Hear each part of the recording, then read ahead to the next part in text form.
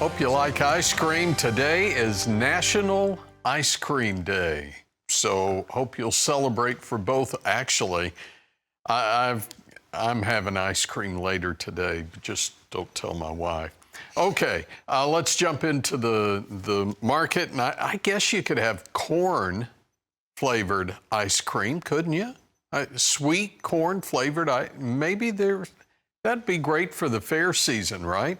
All right, December corn up 487 3/4. How about soybeans now that we've opened the trade? By the way, corn moving higher, 5th straight session. Here's soybeans. November 1246 3/4. It's up 7 3/4 cents. Flash sale reported earlier today. Unknown destinations 4.6 million bushels. Here's soy meal contracts. Moving higher for the 4th straight day, and bean oil higher as well. We've got a 76 mark now on the August wheat market. That's really where the rally started earlier in the week, but we're pulling back a little bit with September at just above $7. So that's $7 3/4 of a penny. So a tick under 701. It's a nickel lower. We've got hard red down 6 1/4, 757 1/4, and then we have cotton trading 62 higher at 81.73. Our guest is Brady Huck. Brady's with EmpowerAg in Dodge City, and you know, yesterday we had an analyst who said he was going to talk about the 3 W's: war, weather, and he threw wheat in there, but I noticed earlier you mentioned war and weather as well. Certainly, yeah. We've got ourselves a grain market, Tony. What a month it's been. War and war premium and weather risk continue to be the drivers of this market. This morning, it's all about your energy markets and that war premium. We had Houthi attacks on some Saudi ships overnight in the Middle East.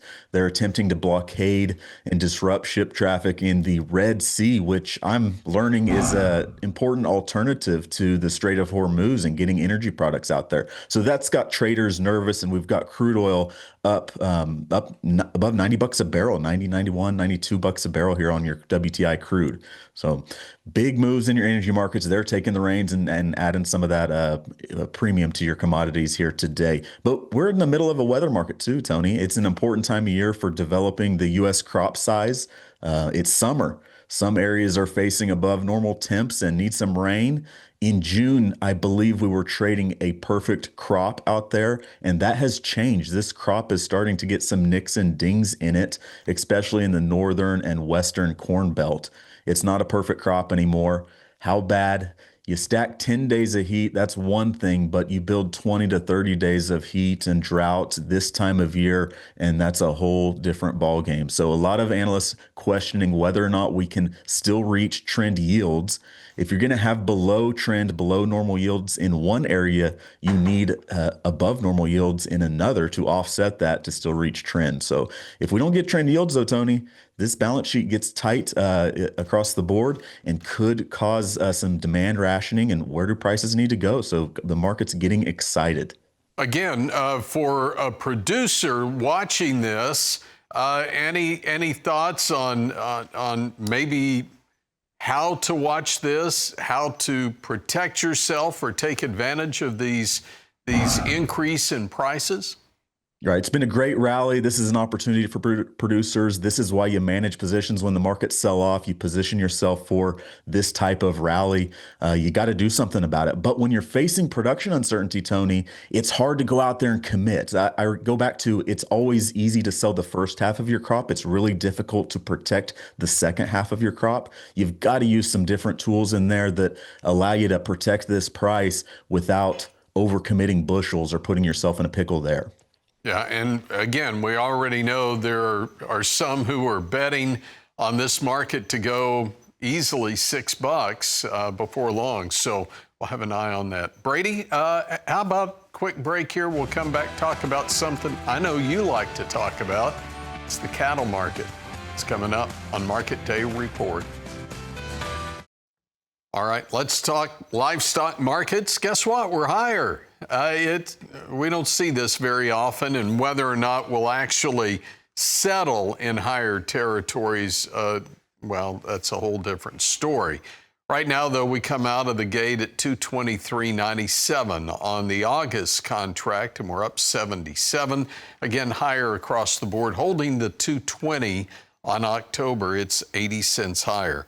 And over to the feeders. Feeders right now trading 52 higher on the August, 341.70. And then you see 337 after that, and then we slide to 331, all the way down to 321 on the January contract. But again, we're higher across the board. We've been higher the last two sessions for hogs, and we open up the trade in the red, down 40 on the August, 101.05. And I've said this a couple of times. It doesn't matter to me if that's in the red. If it's holding above that 101 level, it's just signaling that maybe there's still some strength here in the hog market. 52 lower on the October at 87.82. Let's bring back in Brady Huck, EmpowerAg Trading. And I misspoke earlier. I said something Brady likes to talk about the cattle market rolled out before I could reel it back in. You like to talk cattle, but markets go with it. I love talking cattle. Markets do go with it, and it's not very fun to talk about your cattle markets here the past month. It's been hot in your grain markets. It's not been hot in your cattle market. It's been a rough month, rough row here for your cattle markets. Live cattle breaking recent lows. Lowest trade in live cattle yesterday since December. Monday, though, we started off with some optimism, but yesterday's price action erased that. It's good to see us turn green. Like you said, it's all about the close here. These markets, a lot of people looking for a bottom, wanting to see this thing bounce and go. So watch out for rips higher. If this thing gets some momentum, we'd love to see that happen and go for it. But it's been all about fund liquidation, a lack of leverage at the feed yard. Packers are facing dwindling box beef values and further pressure on their margins. They want to pass that on to somebody else, and the feed yard just doesn't have as much leverage. We've got two significant reports on Friday. The monthly cattle on feed report, it's expected to show 2.2% more inventory compared to a year ago. If the average of analysts' estimates is accurate, we could see the highest July on feed number since 2022 and the lowest June marketing level since 1994. This highlights that lack of leverage at the feed yard and the ability for the packer to pass that on.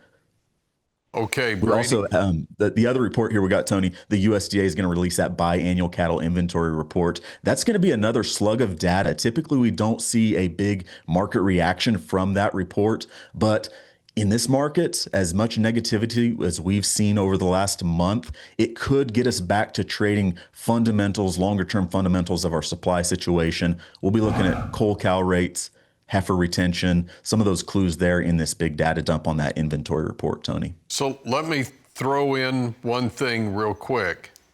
Beef on dairy, the cross. I mean, we're expecting to see what you said, the highest July number in how many years? Since the highest July on feed since 2022 and the lowest placements, I believe, since 94. How much of that could be attributed, though, to the beef on dairy? Because we put them in younger and lighter weights, and we feed them longer. Isn't it a little difficult to compare apples to apples here?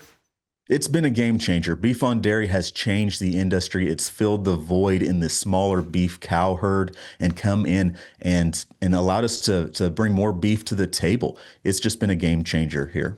So we'll keep an eye out for that. And again, agcenter.com suggests we'll see rebuilding underway as the beef on dairy heifers in feedlots, they say, have camouflaged the heifer retention. And we'll find out come Friday. Brady, great to see you. Brady Huck, EmpowerAg Trading. He's in Dodge City.